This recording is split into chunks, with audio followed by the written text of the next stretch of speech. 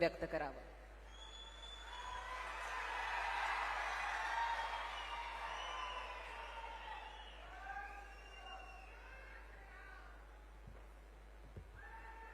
छत्रपती शिवाजी महाराज की जय भवानी आणि जय श्रीराम, पण जय श्रीराम, भारत माता की। आदरणीय देशाचे कणखर आणि आपण नेहमी म्हणतो फौलादी विचारांचे गृहमंत्री आणि सहकार मंत्री अमित शाह साहेब, राज्याचे लोकप्रिय मुख्यमंत्री देवेंद्र फडणवीस जी, आमचे उपमुख्यमंत्री अजितदादा पवार, केंद्रीय राज्यमंत्री मुरलीधर मोहोळ जी, जलसंपदा आणि पालकमंत्री राधाकृष्ण विखे पाटील जी, गिरीश महाजन जी, आमदार आशुतोष काळे, आपल्या माजी आमदार स्नेहलता कोले ताई, बिपिनदादा कोले आणि युवा नेतृत्व विवेक कोले,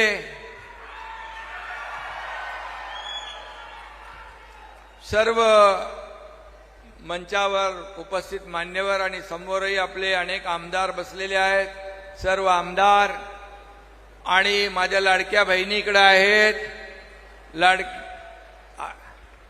लाडके भाऊ आणि लाडके शेतकरी।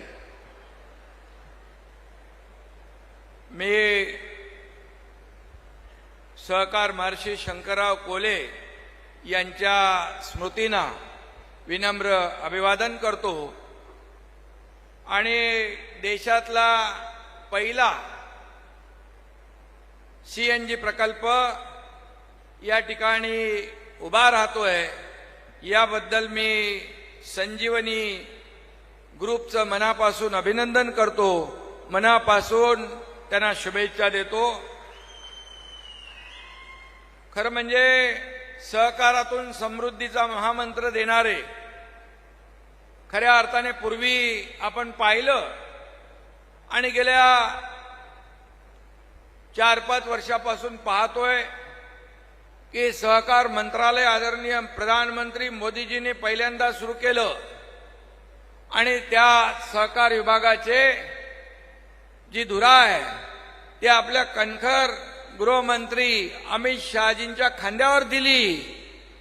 याचा अर्थ एक आहे की सहकारामध्ये या ठिकाणी हा देश पुढे गेला पाहिजे, ग्रामीण भागापासून सगळ्यांचा विकास झाला पाहिजे आणि खऱ्या अर्थाने जी काय मुठभर लोकांची मक्तेदारी आहे ती प्रत्येक शेतकऱ्यापर्यंत याचा फायदा पोहोचला पाहिजे। ही भूमिका डोळ्यासमोर ठेवून आदरणीय सहकार मंत्री काम करतायत। खरं म्हणजे अमित भाई यांचं मगाशी देखील प्रवरानगरमध्ये कार्यक्रमाचं उद्घाटन झालं, त्या ठिकाणी देखील त्यांनी सांगितलं जे नवीन प्रयोग या वेळेस खऱ्या अर्थाने पारंपरिक पद्धतीने आपण जे करतो ते ठीक आहे, परंतु या सहकार क्षेत्रामध्ये खऱ्या अर्थाने नवीन प्रयोग आले पाहिजे, रिफॉर्म्स आले पाहिजे। आणि भारत हा शेतीप्रधान देश आहे, शेतकऱ्यांचा देश आहे, हे राज्य शेतकऱ्यांचं आहे, कष्टकऱ्यांचं आहे आणि हा भारत देश युवकांचाही आहे। आता विवेककडे पाहिलं आपण, एक युवक नवीन काहीतरी करतोय आणि त्याने सीएनजी आणि शंकरराव कोल्हे यांनी जो रोपटं लावलं त्या रोपट्याचा वटवृक्ष झालेला आपण या ठिकाणी पाहतोय। आणि म्हणूनच आदरणीय अमित भाई अशा प्रकारे जिथं प्रगत शेतकरी नवीन नवीन नवीन नवीन रिफॉर्म्स आणतोय, नवीन काहीतरी करण्याचा प्रयत्न करतोय, त्या ठिकाणी आवर्जून जातात आणि त्याला प्रेरणा आणि शाबासकीची थाप त्याच्या पाठीवर देतात. त्यामुळेच खऱ्या अर्थाने असे प्रगत शेतकरी अनेक निर्माण होतील आणि याचा फायदा सर्वसामान्य शेतकऱ्याला झाल्याशिवाय राहणार नाही. आणि म्हणूनच आदरणीय देशाचे प्रधानमंत्री नरेंद्र मोदीजी यांनी आत्मनिर्भर भारत हा एक नारा दिलेला आहे. भारत आत्मनिर्भरतेकडे जातोय. त्याचं ज्वलंत उदाहरण आपण पाहिलं की नुकताच झालेला जीएसटी मध्ये केलेली कपात, याच्यामुळे खऱ्या अर्थाने आपण आत्मनिर्भरतेकडे जातोय. आणि आज इथं पहिला प्रकल्प सीएनजीचा होतोय. एक प्रकारचं हे आत्मनिर्भरतेकडे उचललेलं पाऊल आहे. आणि म्हणून यामध्ये आज देश आपला आर्थिक महासत्तेकडे जातोय. खऱ्या अर्थाने मोदीजींनी अर्थव्यवस्था इतर देशांची डबघाईला आलेली असताना आपल्या देशाची अर्थव्यवस्था मजबूत केली. 11व्या नंबरवर 5व्यावरून 4थ्यावरून आता 3ऱ्या नंबरला आपण येणार आहोत. आणि खऱ्या अर्थाने या ठिकाणी भारत आत्मनिर्भरतेकडे वाटचाल करतोय, महासत्तेकडे वाटचाल करतोय. आणि म्हणूनच आपल्या सगळ्यांना अभिमान आहे की देशाची सुरक्षा करत असताना, 370 कलम हटवत असताना सहकार चळवळ देखील या ठिकाणी देशामध्ये, महाराष्ट्रामध्ये मोठ्या प्रमाणावर फोफावली पाहिजे. आणि म्हणूनच अमित भाईंनी अनेक निर्णय या ठिकाणी घेतले. आणि ज्यावेळेस हे सहकार क्षेत्र, ऊस उत्पादक शेतकरी, सहकारी कारखाने अडचणीत आलेत, त्यावेळेस देखील मी मगाशी भाषणात देखील सांगितलं, त्यावेळेस देखील महाराष्ट्रातल्या ऊस उत्पादक शेतकऱ्यांसाठी या ठिकाणी 10,000 कोटी इन्कम टॅक्स माफ करण्याचा ऐतिहासिक निर्णय घेतला. आणि खऱ्या अर्थाने सहकाराला एक ऊर्जा देण्याचं काम केलेलं आहे. सहकार चळवळ ही देशामध्ये जी काही ज्या पद्धतीने यापूर्वी आपण पाहत होतो, परंतु मग पॅक्स असतील, या ठिकाणी सहकारी तत्वावरचे उद्योग असतील, आपल्या महिलांचे उद्योग असतील, यांना बळकटी देणं, मजबूत करणं, याचा संकल्प आदरणीय अमित भाईंनी घेतलेला आहे. आणि म्हणून अशा प्रकारच्या प्रकल्पांमुळे ग्रामीण भागामध्ये ऊर्जा क्रांती घडल्याशिवाय राहणार नाही. आणि म्हणूनच अशा प्रकारचे जे प्रकल्प आहेत, हे प्रकल्प सुरू झाले पाहिजे. दुसऱ्या इतर लोकांनी ते आत्मसात केले पाहिजे. आणि यामध्ये सहकार क्षेत्रामध्ये फक्त कृषी विभागावर मर्यादित न राहता या ठिकाणी शिक्षण, उद्योग, बँकिंग या सर्व क्षेत्रामध्ये देखील आपण पुढे जातोय. आणि म्हणूनच अमित भाई देखील या सर्व क्षेत्रामध्ये, या सर्व सेक्टरमध्ये सर्वसामान्य शेतकऱ्याला फायदा कसा होईल, सर्वसामान्य माणसाच्या जीवनामध्ये बदल कसा होईल, सर्वसामान्य शेतकरी सुखी कसा होईल, या दृष्टीने पावलं टाकतायत. आणि म्हणूनच मी आपल्या सगळ्यांच्या वतीने त्यांचं मनापासून अभिनंदन करतो, त्यांना मनापासून धन्यवाद देतो की अशा प्रकारचा एकीकडे पाकिस्तानला चोख उत्तर देणारे, 370 कलम हटवणारे, मगाशी कोणी म्हणालं, दादा म्हणाले राम मंदिर बांधणारे, या ठिकाणी मोदीजींच्या नेतृत्वाखाली या देशाला सुरक्षित करणारे सहकार चळवळीत देखील आपण मागे राहता कामा नये, यासाठी महाराष्ट्राला वेळोवेळी ते मदत करतायत. आणि म्हणूनच या ठिकाणी आज आपण अशा प्रकारचे प्रकल्प देखील सुरू करतोय. 2025 आंतरराष्ट्रीय सहकार वर्ष आहे. आणि म्हणून सहकारापासून समृद्धी अशी घोषणा आहे, हा मंत्र आहे. आणि म्हणूनच आज देशामध्ये पेट्रोलजन्य पदार्थांचा वापर मोठ्या प्रमाणावर होतो. त्यामुळे आपलं अर्थकारण बिघडलंय, पर्यावरण बिघडतंय.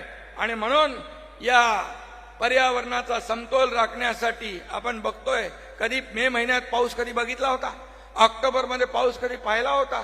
हे ग्लोबल वॉर्मिंग, क्लायमेट चेंज याला रामबाण उपाय म्हणून अशा प्रकारचा कॉम्प्रेस बायोगॅसचा वापर वाढला पाहिजे. आणि मी आपल्या कोल्हे परिवाराला मनापासून धन्यवाद देतो. त्यांनी हा नवीन प्रकल्प, नवीन एक प्रगतीचं पाऊल टाकलंय, त्याबद्दल त्यांना खूप खूप मनापासून अभिनंदन, मनापासून शुभेच्छा. देशावर, आपल्या राज्यावर पुराचं संकट आलेलं आहे आणि 60 लाख हेक्टर जमीन पुराखाली गेली आहे, शेती वाहून गेली आहे, शेतकऱ्यांची जमीन खरडून गेली आहे, पशुधन वाहून गेले आहे, काही लोकांचा मृत्यू झाला आहे, घरांची पडझड झालेली आहे. महाराष्ट्र सरकार तर शेतकरी आमचा अन्नदाता आहे, शेतकरी मायबाप आहे आणि म्हणून शेतकऱ्यांच्या पाठीशी उभं राहण्याचं काम राज्य सरकार तर करणारच आहे. आणि म्हणून काल आमची मुख्यमंत्री देवेंद्रजी, अजितदादा आमची बैठक झाली की सर्व निकष बाजूला ठेवून या ठिकाणी शेतकऱ्यांच्या मागे भक्कमपणे उभा राहण्याचा आम्ही निर्णय घेतला आहे. आणि काल अमित भाईंशी देखील आमची चर्चा झाली आणि जेव्हा जेव्हा महाराष्ट्र संकटात आला तेव्हा तेव्हा या ठिकाणी मोदीजी आपल्या मागे उभे राहिले, अमित भाई आपल्या मागे पहाडासारखे उभे राहिले. आणि म्हणूनच मी आपल्याला सांगतो, काही लोक म्हणतात केंद्राने काय दिलं. मी आपल्याला सांगतो, जेव्हा जेव्हा संकट आलं केंद्र सरकार, मोदीजी, अमित भाई आपल्या पाठीशी उभे राहिले. आणि यावेळेस देखील संकट मोठं आहे, शेतकऱ्यांचं संकट मोठं आहे, नुकसान मोठं आहे.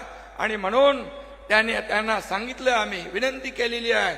मोदीजींना देखील मुख्यमंत्री महोदयाने पत्र दिलं, अमित भाईंना देखील आम्ही काल विनंती केलेली आहे.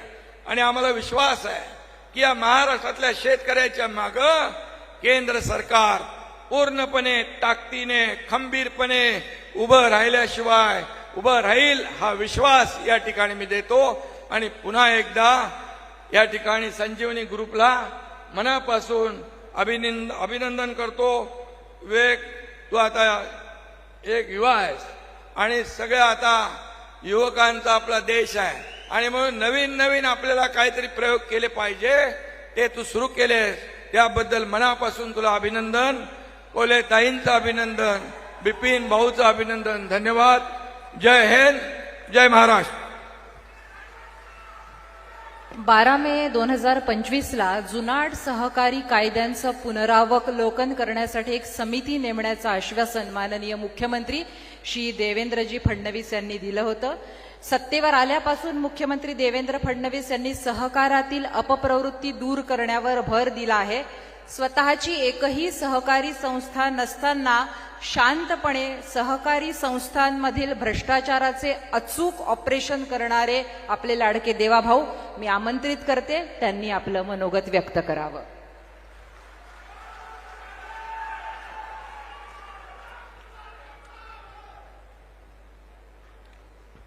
हिंदवी स्वराज्याचे सरसंस्थापक छत्रपती शिवरायांना मानाचा मुजरा करतो. भारतीय राज्यघटनेचे शिल्पकार भारतरत्न डॉक्टर बाबासाहेब आंबेडकर यांना मानवंदना अर्पित करतो. सहकार महर्षी शंकरराव कोल्हे सहकारी साखर कारखान्याच्या आणि संजीवनी ग्रुपच्या कॉम्प्रेस्ड बायोगॅस CNG आणि स्प्रे ड्रायर पोटॅश ग्रॅन्युअल प्रकल्पाच्या उद्घाटन प्रसंगी मंचावर उपस्थित असलेले भारत सरकारचे कर्तव्यदक्ष आणि कर्मठ गृहमंत्री आणि या देशाचे पहिले सहकार विभागाचे केंद्रीय मंत्री आदरणीय अमितभाई शहासाहेब, आमचे सहकारी राज्याचे लोकप्रिय उपमुख्यमंत्री एकनाथराव शिंदेजी, अजितदादा पवारजी, केंद्रीय राज्यमंत्री मुरली अण्णा मोहोळजी, आमचे सहकारी मंत्री गिरीश महाजनजी, राधाकृष्ण विखे पाटीलजी, आमदार आशुतोष काळेजी, या ठिकाणी संजीवनी ग्रुप मध्ये काम करणाऱ्या आमच्या माजी आमदार आणि आमच्या सहकारी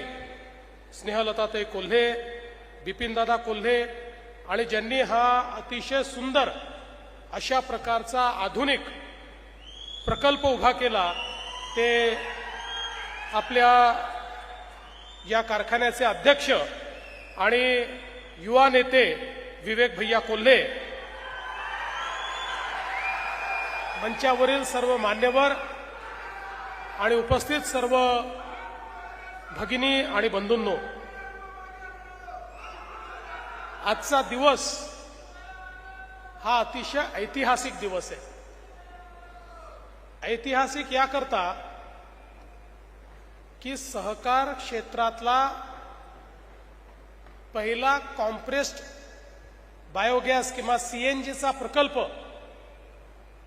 हा आज या ठिकाणी विवेक भैयांच्या पुढाकारामुळे आपल्या स्वर्गीय शंकरराव कोल्हे सहकार महर्षी या साखर कारखान्याच्या माध्यमातून आणि संजीवनी ग्रुपच्या माध्यमातून आपल्या कोपरगावमध्ये तयार होतोय. हे ऐतिहासिक याकरता देखील आहे की देशाचे प्रधानमंत्री माननीय नरेंद्र मोदीजींनी शेतकरी हा केवळ शेतकरी नको तर तो अन्नदाता सोबत ऊर्जादाता झाला पाहिजे अशा प्रकारचा विचार मांडला. आणि त्यातून केंद्र सरकारने मोदीजींच्या नेतृत्वात आणि सहकार विभागाने अमितभाई शाह साहेबांच्या नेतृत्वात मोठ्या प्रमाणावर वेगवेगळ्या योजना आणल्या. त्या योजनांकरता निधी उपलब्ध करून दिला आणि साखर कारखानदारी जिवंतही राहिली पाहिजे आणि त्याच्यामध्ये सर्क्युलर इकॉनॉमी तयार झाली पाहिजे अशा प्रकारचा विचार हा रुजवण्याचं काम हे सहकार क्षेत्रामध्ये केलं. आपल्याला कल्पना आहे, इथेनॉल सारखी एक क्रांती या देशामध्ये मोदीजींच्या नेतृत्वात आली. इथेनॉलमुळे एकीकडे आपलं परकीय चलन वाचलं, दुसरीकडे आमच्या साखर कारखान्यांना जी काही साखरेच्या किमतीचा चढ उतार असतो या चढ उताराने येणारं जे नुकसान आहे ते नुकसान भरून काढण्याकरता मोठ्या प्रमाणात मदत देखील मिळाली. आणि केंद्र सरकारच्या ज्या सगळ्या ऑइल कंपनीज आहेत यांनी ॲश्युअर्ड बायर म्हणून, ॲश्युअर्ड खरेदीदार म्हणून त्या ठिकाणी वेगवेगळ्या कारखान्यांची करार केल्यामुळे एक उत्तम निधीचा स्रोत हा कारखान्यांकरता सुरू झाला आणि मोठ्या प्रमाणात शाश्वतता आणण्याचं काम हे या क्षेत्रामध्ये मोदीजींच्या नेतृत्वात झालं. पण याच्याकडे पाहत असताना एका वेगळ्या नजरेने देखील बघितलं पाहिजे. आज आपण बघतोय आपल्या देशासमोर किंवा जगासमोर सगळ्यात मोठा प्रश्न काय आहे? सगळ्यात मोठा प्रश्न आहे वातावरणातल्या बदलाचा. आपण गेले काही महिने अनुभवतोय आपल्या महाराष्ट्रामध्ये यंदा पावसाळा सुरू झाला मे मध्ये, आता ऑक्टोबर महिना सुरू झाला तरीही पाऊस पडतोय. आमचे अनेक सर्कल असे आहेत की ज्या ठिकाणी 7-7 वेळा अतिवृष्टी झाली आणि शेतकऱ्याचं अतोनात नुकसान झालं. केवळ शेतीचा नाश झाला असं नाही, जमीनही खरडून गेली, म्हणजे रबीचं पीक देखील शेतकऱ्याला घेता येणार नाही अशा प्रकारची अवस्था झाली. जी काही सरकारने मदत करायची ती तर आपण करणारच आहोत, पण प्रश्न हा आहे की हे जे वातावरणातल्या बदलाचे परिणाम आहेत हे परिणाम यापुढे जर असेच सुरू राहिले तर आमच्या शेतकऱ्यांनी नेमकं काय करायचं? आणि मग याच्यावरचा उपाय काय आहे? तर याच्यावरचा उपाय आहे CO2चं, कार्बन डायऑक्साईडचं जे इमिशन आहे हे कमी करणं. या ठिकाणी जे ग्रीन हाऊस गॅसेस तयार होतात हे कमी करणं, हे यातलं सगळ्यात महत्वाचं एक काम आहे. आणि आपण जर विचार केला तर सर्वात जास्त हे प्रदूषण पसरवून वातावरणातल्या बदलाला त्या ठिकाणी चालना देणारं काही असेल तर आज आपण जी एनर्जी वापरतो, आपण जे पेट्रोल वापरतो, आपण जे डिझेल वापरतो, कोळशापासून निर्माण होणारी विद्युत जी वापरतो, या सगळ्या गोष्टी एकीकडे आपलं परकीय चलन खर्च करतात आणि दुसरीकडे आपल्यावर, आपल्या कृषीवर या ठिकाणी मोठं संकट आणतात. आणि म्हणून माननीय प्रधानमंत्री मोदीजींनी सांगितलं आपल्याला एनर्जी ट्रान्झिशन करायचं आहे, आपल्याला ऊर्जाच्या स्रोतांमध्ये परिवर्तन करायचं आहे. प्रदूषण करणारे ऊर्जा स्रोत हे हळूहळू कमी करून जे आपले अतिशय नैसर्गिक किंवा अपारंपरिक ऊर्जा स्रोत आहेत त्याला आपल्याला त्या ठिकाणी चालना द्यायची आहे. आपण सोलारचा प्रयोग केला, आज महाराष्ट्र त्यामध्ये पहिल्या क्रमांकावर आहे. सोलार सारखे अनेक प्रकल्प आपण केले, पण त्यासोबत पेट्रोल आणि डिझेल याचं अल्टरनेटिव्ह तयार करणं हे अत्यंत महत्वाचं. मग त्याच्यामध्ये पहिल्यांदा पेट्रोल डिझेलमध्ये मिश्रण या ठिकाणी करण्याचा निर्णय झाला. त्या दृष्टीनं आपण आपल्या ऑइल कंपन्यांनी काम चालू केलं. फ्लेक्स इंजिन आपण आणले की ज्याच्यामध्ये 100% इथेनॉलवर आपल्या गाड्या चालू शकतील. पण त्याच्यात सगळ्यात महत्वाचं जर काही परिवर्तन असेल तर ते म्हणजे सीबीजी आहे. हा जो सीबीजीचा प्रकल्प आपण करतोय हा प्रकल्प म्हणजे सर्क्युलर इकॉनॉमीचा प्रकल्प आहे. कारण आपण बघा या ठिकाणी आपण ज्यावेळेस साखर तयार करतो, बाय प्रॉडक्ट्स तयार करतो, त्यावेळी स्पेंट वॉश, प्रेस मड या सगळ्या ज्या गोष्टी आहेत या ऑर्गॅनिक अशा प्रकारची वेस्ट आहे. ही ऑर्गॅनिक वेस्ट ही जमा करून त्याच्यातनं गॅस तयार करायचा. आणि हा तर मल्टीफीड आहे, त्यामुळे याच्यामध्ये त्याच्यासोबत नेपियर ग्रासही आपण करणार आहोत किंवा इतर गोष्टी देखील करू शकणार आहोत. त्यामुळे आपलं आतापर्यंतचं जे वेस्टेज होतं या वेस्टेजवर प्रोसेसिंग होणार आहे. त्याच्यामध्ये एनोरोबिक डायजेशनच्या प्रोसेसनी त्या ठिकाणी मिथेन आणि कार्बन डायऑक्साईड तयार होईल आणि मग ते कॉम्प्रेस करून गॅसच्या पद्धतीने ज्यावेळी आपण त्याला कॉम्प्रेस करतो त्यावेळी त्याचं शुद्धीकरण करताना, ते शुद्धीकरण करत असताना त्यातनं जे काही गोष्टी निघतात त्या गोष्टी म्हणजे पोटॅश आहे. म्हणजे एकीकडे आता काय झालं, जो आपला कचरा होता त्यातनं गॅस तयार केला आणि गॅसचं प्युरिफिकेशन करताना जो कचरा निघाला ते बायो फर्टिलायझर झालं.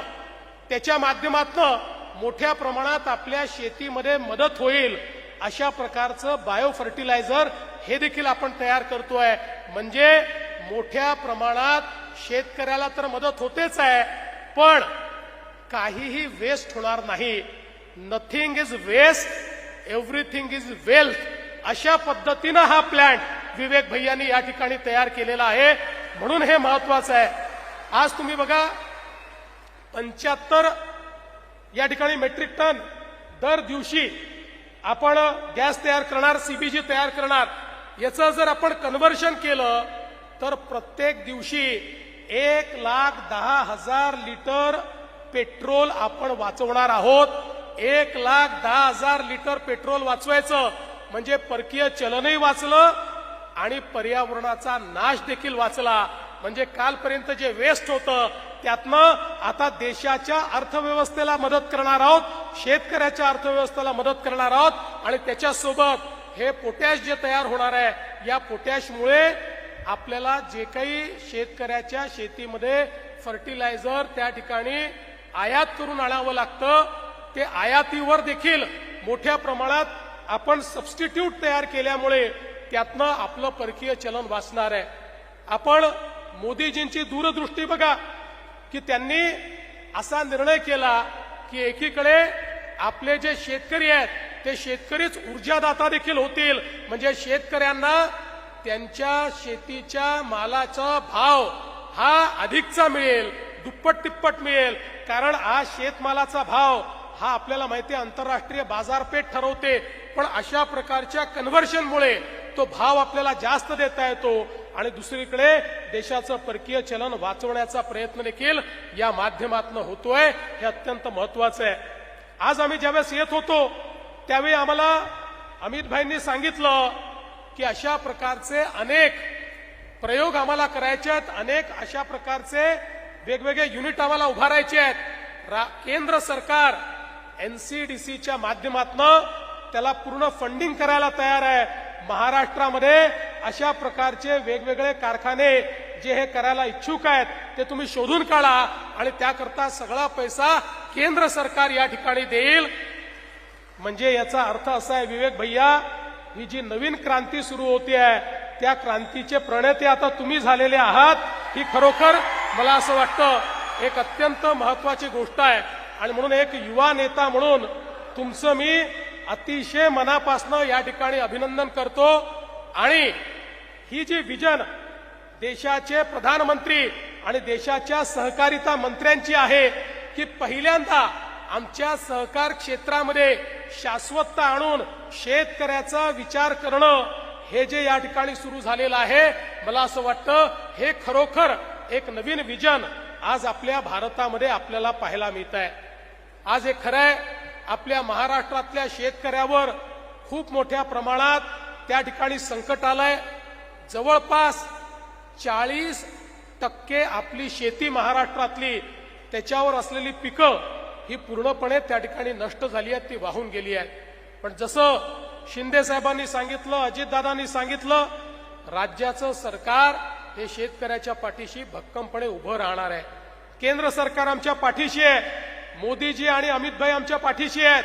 त्यामुळे निश्चितपणे हे तर खरंच आहे, शेतकऱ्याचं झालेलं सगळं नुकसान हे आपण भरून देऊ शकत नाही. हे देखील खरं आहे की ज्यावेळेस उभी पिकं ही त्या ठिकाणी करपतात, उभी पिकं ज्यावेळेस त्या ठिकाणी झोपतात, त्यावेळी शेतकऱ्याचं दुःख हे अवर्णनीय अशा प्रकारचं असतं. कारण ते पीक शेतकऱ्याला पोटच्या पोरासारखं वाटत असतं. त्यामुळे त्याचा झालेला जो लॉस असतो, त्याचं त्या ठिकाणी आलेलं दुःख असतं, हे दुःख तर आपल्याला भरून काढता येत नाही. पण एवढं निश्चित करता येतं की तो शेतकरी पुन्हा आपल्या पायावर उभा राहील, भक्कमपणे उभा राहील. ही मदत तर राज्य सरकार निश्चितपणे करू शकते आणि तेच करण्याचा प्रयत्न, ही फुंकर मारण्याचा प्रयत्न आम्ही या ठिकाणी राज्य सरकारच्या माध्यमातून करणार आहोत. हा विश्वास या निमित्ताने मी आपल्याला देतो. आणि मगाशी अजितदादांनी उल्लेख केला, ही गोष्ट खरी आहे की यावेळी विधानसभेच्या निवडणुकीच्या वेळी या ठिकाणी आमची महायुती होती आणि महायुतीमध्ये खरं म्हणजे या ठिकाणी आमचे काळेसाहेब हे उमेदवार होते आणि म्हणून आम्ही स्नेहलताताईंना आणि या ठिकाणी विवेक भैयांना, बिपिन दादांना सांगितलं, आता महायुती आहे, त्यामुळे तुम्ही निवडणुका लढू नका. आपण आता सगळे या ठिकाणी खऱ्या अर्थानं आपले जे एनसीपीचे उमेदवार आहेत त्यांना, आशुतोष काळे साहेबांना या ठिकाणी मदत करू. आणि त्यांनी ती मदत केली आणि आज आपली महायुती भक्कम आहे. पण त्याचवेळी आम्हाला याचीही कल्पना आहे की आम्ही ताईंना आणि या ठिकाणी भैयाला हे सांगितलं होतं की तुमचं जे काही राजकीय भवितव्य आहे त्याची काळजी अमित भाई आणि आम्ही घेऊ. त्यामुळे आम्ही ते विसरलेलो नाही आणि अमित भाई पण विसरलेले नाही. अमित भाईंनी गाडीमध्ये बसला असताना त्याचा उल्लेख केला की विवेक भैया आणि ताई आपल्याला भेटायला आले होते आणि या सगळ्या गोष्टी आपल्याला पुढे करायच्या आहेत.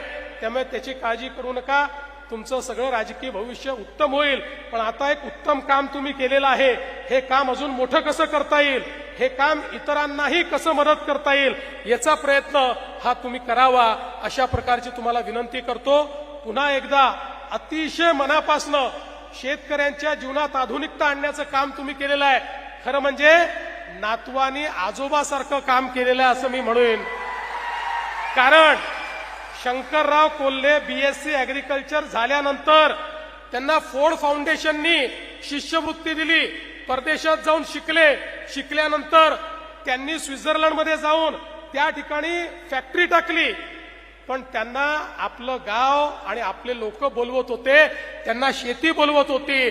त्यांना वाटलं शेतीत जाऊन प्रयोग केले पाहिजेत आणि म्हणून इथे येऊन शेतीमध्ये प्रयोग करून हे एवढं मोठं साम्राज्य, त्या काळाची आधुनिकता ही शेतीमध्ये आणण्याचं काम त्यांनी केलं. आता तोच कित्ता बिपिन दादांच्या आणि स्नेहलताताईंच्या आशीर्वादाने विवेक भैया तुम्ही गिरवलेला आहे. म्हणून नक्कीच शंकररावांचे आशीर्वाद तुम्हाला या ठिकाणी मिळतील हा विश्वास व्यक्त करतो आणि माझं बोलणं संपवतो. जय हिंद, जय महाराष्ट्र. अमित शाह जी के परिचय की शुरुआत मैं एक वाकये के साथ करना चाहूंगी. एक पत्रकार ने अपने साक्षात्कार में बताया था कि जब अमित जी भाजपा के अध्यक्ष थे तब अमेठी के जगदीशपुर में भाजपा कार्यकर्ताओं की एक बैठक एक गोदाम जैसे साधारण जगह पर हुई थी. बैठक देर रात तक चली, 2 बज गए होंगे और बैठक खत्म होने के बाद कार्यकर्ताओं को लगा कि अमित जी किसी होटल में जाकर प्रस्थान करेंगे, रहेंगे. लेकिन अमित जी होटल में नहीं गए. अमित जी वहीं टीन की छत के गोदाम में कार्यकर्ताओं के साथ रात को सो गए. देश की इतनी बड़ी राष्ट्रीय पार्टी का अध्यक्ष कार्यकर्ताओं के साथ गोदाम में सोता है, यह भाजपा है और यह अमित शाह जी है। आपको शायद जानकारी न हो तो एक बात बताना चाहूंगी कि अमित जी देश की सबसे बड़ी सहकारी bank Ahmedabad district cooperative bank के अध्यक्ष थे और जब उन्होंने यह अध्यक्ष पद का भार स्वीकारा तो यह बैंक कर्ज के बोझे में डूबी हुई थी। लेकिन एक साल में जैसे ही अमित जी अध्यक्ष हुए, यह बैंक उन्होंने 27 करोड़ से मुनाफे में लाई। यह अमित जी की असामान्य कार्यशैली और नेतृत्व का जीवंत प्रमाण है। अमित जी को एक नज्म बहुत पसंद है साहिर लुधियानी साहब की, ये दुनिया अगर मिल भी जाए तो क्या है। ये दुनिया बदलने की ताकत और हौसला रखने वाले अमित जी, मैं अनुरोध करती हूँ कि वे अपना संबोधन सभा को संबोधित करें। बहुत बहुत शुक्रिया।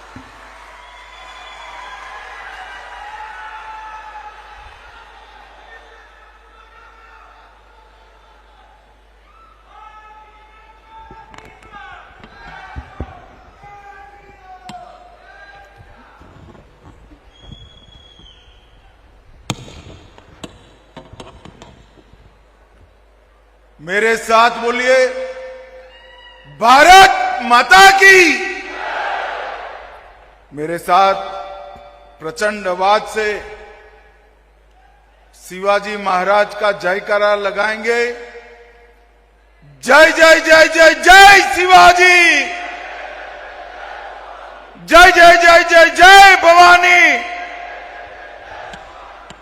मंच पर उपस्थित महाराष्ट्र के सम्माननीय मुख्यमंत्री श्रीमान देवेंद्र फडणवीस जी, महाराष्ट्र के पूर्व मुख्यमंत्री और महाराष्ट्र के उप मुख्यमंत्री श्री एकनाथ शिंदे जी, महाराष्ट्र के उप मुख्यमंत्री श्री अजित पवार जी, पुणे के सांसद और मेरे साथी मंत्री श्री मुरलीधर मोहोल जी, जलगांव के निवासी और महाराष्ट्र सरकार के मंत्री श्री गिरीश महाजन जी, यहीं के धरतीपुत्र श्री राधाकृष्ण विखे पाटिल जी, बिपिन दादा शंकरराव कोले जी, अध्यक्ष संजीवनी समूह, जिस युवा नेतृत्व के बुलावे पर मैं आया हूं, ऐसा श्री विवेक कोल्हे जी, श्रीमती स्नेहलता ताई कोल्हे जी, मंच पर उपस्थित सभी महानुभाव और आज विशाल संख्या में कोपर गांव में आए हुए प्यारे भाइयों बहनों माताओं, आप सभी को मेरा प्रणाम, राम राम। सबसे पहले मैं सहकार महर्षि शंकरराव कोले जी को बहुत मन पूर्वक प्रणाम कर कर मेरी बात की शुरुआत करना चाहता हूं। मित्रों, आज महर्षि शंकरराव कोले ने जो नींव डाली थी, वो नींव एक बोया हुआ छोटा सा बीज आज सहकारी क्षेत्र का एक बहुत बड़ा वटवृक्ष बनकर हमारे सामने खड़ा है। और आज दोनों नई शुरुआत भारत के सहकारी शुगर कारखानों के इतिहास में कॉम्प्लेक्स बायोगैस प्रकल्प और पोटाश का निर्माण दोनों भारत में पहली बार महर्षि शंकरराव कोले शुगर कारखाना में होने जा रहा है। और ये हम सब के लिए बड़े गर्व का विषय है। और मैं आज कहना चाहता हूं विवेक को, विवेक, आज आपने जो शुरुआत की है देश भर के कोऑपरेटिव शुगर कारखानों के लिए एक नया रास्ता खोलने का काम आपने किया। और जब मुझे निमंत्रण देने आए तब हमने इस पर काम करना शुरू किया था और आज मैं घोषणा करना चाहता हूं कि नरेंद्र मोदी जी की सरकार आने वाले दिनों में सिलेक्टेड 15 कोऑपरेटिव शुगर फैक्ट्री को एनसीडीसी की सहायता से ये दोनों संयंत्र लगाने के लिए पूरा सहयोग करेगी और इससे नई शुरुआत होगी। मित्रों, मोदी जी की सरकार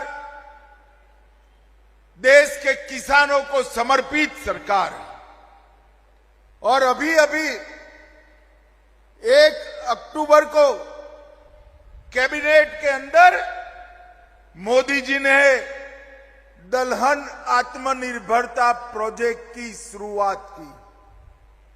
6 साल तक 11,340 करोड़ रुपया दलहन के क्षेत्र में भारत को आत्मनिर्भर करने के लिए उपयोग आएंगे। और मैं आज यहां महाराष्ट्र के दलहन की खेती करने वाले किसानों को कहने आया हूं कि अरहर, उड़द और मसूर ये तीनों दलहन के किसानों को अगर आप नाफेड और एनसीसीएफ के साथ रजिस्टर करते हो तो 100% दलहन एमएसपी पर भारत सरकार आपका खरीद लेगी। 100% दलहन हम खरीद लेंगे। इससे हमारे महाराष्ट्र के किसानों को भी फायदा होगा। देश के 2 करोड़ किसानों को 100% एमएसपी पर हम दलहन खरीदेंगे। 1000 प्रोसेसिंग यूनिट भी लगाएंगे और 38 लाख अच्छे बीज की किट भी देंगे। मित्रों, यही कैबिनेट में मोदी जी ने मसूर के लिए 300 रुपया क्विंटल एमएसपी बढ़ाई, सरसों के लिए 250 रुपया, चना, अहिल्यानगर में भी चना काफी होता है, चने के लिए भी 225 रुपया क्विंटल एमएसपी बढ़ाई है। और महाराष्ट्र का बड़ा क्रॉप जौ है, जौ के लिए भी 175 रुपया क्विंटल एमएसपी बढ़ाई है और गेहूं के लिए 160 रुपया एमएसपी बढ़ाने का काम हुआ है। नरेंद्र मोदी जी के नेतृत्व में जवार की एमएसपी में अब तक 11 साल में 2.5 गुना बढ़ोतरी, बाजरे में 2.5 गुना बढ़ोतरी, तुअर अरहर में 100% बढ़ोतरी, मूंग में 100% बढ़ोतरी, सोयाबीन में 2 गुना बढ़ोतरी और कापूस में 2 गुना बढ़ोतरी करने का काम नरेंद्र मोदी जी ने किया है। और मित्रों, अभी अभी जो जीएसटी के रिफॉर्म हुए, इसमें किसान के उपयोग की ढेर सारी चीजों पर जीएसटी 5% पर लाने का काम नरेंद्र मोदी जी ने किया। ट्रैक्टर के कल पुर्जे, हार्वेस्टर, थ्रेसर, स्प्रिंकलर, ड्रिप सिंचाई, पोल्ट्री और मधुमक्खी पालन की मशीनें 5% पर लाने का काम किया है और जीव कीटनाशक और प्राकृतिक मेंथोल को भी 5% लिया है। इससे लाखों किसानों को फायदा होगा।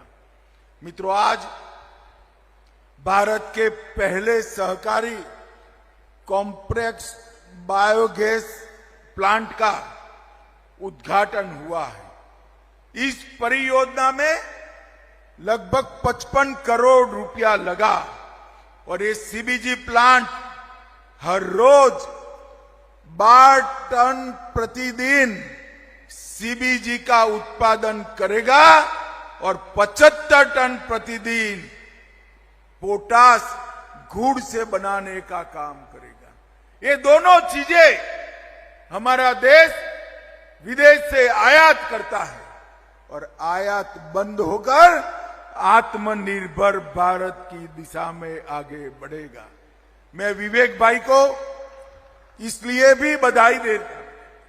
उन्होंने प्लांट तो डाला, मगर उसके पहले इसके बिक्री के लिए गेल, बीपीसीएल, इफको, क्रिप्को, राष्ट्रीय केमिकल फर्टिलाइजर, ये सब में एग्रीमेंट कर पूरा मटेरियल बेचने की व्यवस्था वो अपने आप कर चुके हैं। और सक्रिय सर्कुलर इकोनॉमी, चक्रीय अर्थव्यवस्था का एक आदर्श उदाहरण शंकरराव कोल्हे साकर कारखाना बना है।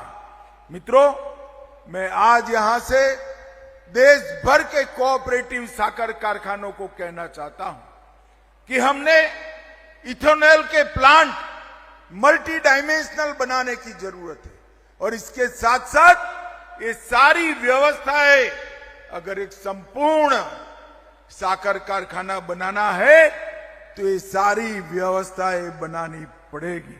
मित्रों, मैं आज देवेंद्र जी और अजीत दादा और एकनाथ जी को भी कहना चाहता हूं, सहकारी साकर कारखाने की शुरुआत महाराष्ट्र ने की थी। अब महाराष्ट्र की ही जिम्मेदारी है साकर कारखानों की चक्रीय अर्थव्यवस्था 100% सर्कुलर इकोनॉमी को पूर्णतया जमीन पर उतारने की शुरुआत महाराष्ट्र से होना चाहिए। महाराष्ट्र सरकार भी इसमें मदद करे, भारत सरकार भी मदद करेगी। और ये जो उदाहरण यहां पर विवेक कोल्हे ने बनाया है, ये उदाहरण महाराष्ट्र की सभी अच्छी शुगर मिलों के अंदर एग्जाम्पल बनकर हमें वहां प्लांट करना चाहिए, जिससे आने वाले दिनों में शुगर मिलों को चलाने का बहुत अच्छा फायदा हो। भारत का पहला जूस टू इथेनॉल प्लांट भी यहां बना था, मगर मैं आज यहां कहना चाहता हूं कि हर शुगर कारखाना जो मुनाफा करता है, हमारे फलों के प्रोसेसिंग का काम भी करे। इससे फलों की खेती भी बढ़ेगी और शुगर कारखाना का एक प्रकार से मुनाफा भी बढ़ेगा। संजीवनी ग्रुप ने हरित ऊर्जा और स्थिरता के क्षेत्र में भी बहुत पहल की है और बहुत सारे महिला स्व सहायता समूहों को सशक्त करने का काम किया है। इससे 100 पैक्स को भी जोड़ा है, 1000 किसानों के लिए बायोफ्लॉक मछली पालन की भी शुरुआत की है और 20,000 छात्रों के लिए संजीवनी यूनिवर्सिटी की भी स्थापना हुई है। मित्रों, भारत का सबसे पहला ग्रामीण कॉल सेंटर भी यहीं पर स्थापना हुई और कई लोगों को रोजगारी देने की शुरुआत हुई है। भाइयों बहनों, नरेंद्र मोदी जी ने सहकारिता क्षेत्र की स्थापना कर देश की ग्रामीण अर्थव्यवस्था को एक नया जीवन देने की शुरुआत की और जो सहकारिता क्षेत्र के भविष्य पर सवालिया निशान लगे थे, वो सारे सवालिया निशान आज 3 साल के कालखंड में समाप्त हो गए हैं और सहकारिता क्षेत्र देश का मजबूत क्षेत्र बनकर आज उभर रहा है, ये हम सब के लिए आनंद का विषय है। मित्रों, मोदी जी ने एक आह्वान हम सभी का किया है, स्वदेशी चीजों के उपयोग का आह्वान। आज यहां पर इतनी बड़ी मात्रा में किसान भाई बहन आए हैं, तब मैं सभी को करबद्ध विनंती करने आया हूं। हमारे नेता नरेंद्र मोदी जी ने कहा है, अगर 140 करोड़ की जनता ये तय कर लेती है, देश का हर व्यापारी अगर तय कर लेता है कि हम ना कोई विदेशी वस्तु का उपयोग करेंगे, ना कोई विदेशी वस्तु का व्यापार करेंगे, तो 140 करोड़ देशवासियों की परचेज से, इनकी खरीदी से हमारे अर्थतंत्र को बहुत बड़ी गति मिलने वाली है। भाइयों बहनों, मोदी जी देश के अर्थतंत्र को 11वें नंबर पर से 4थे नंबर पर लाए।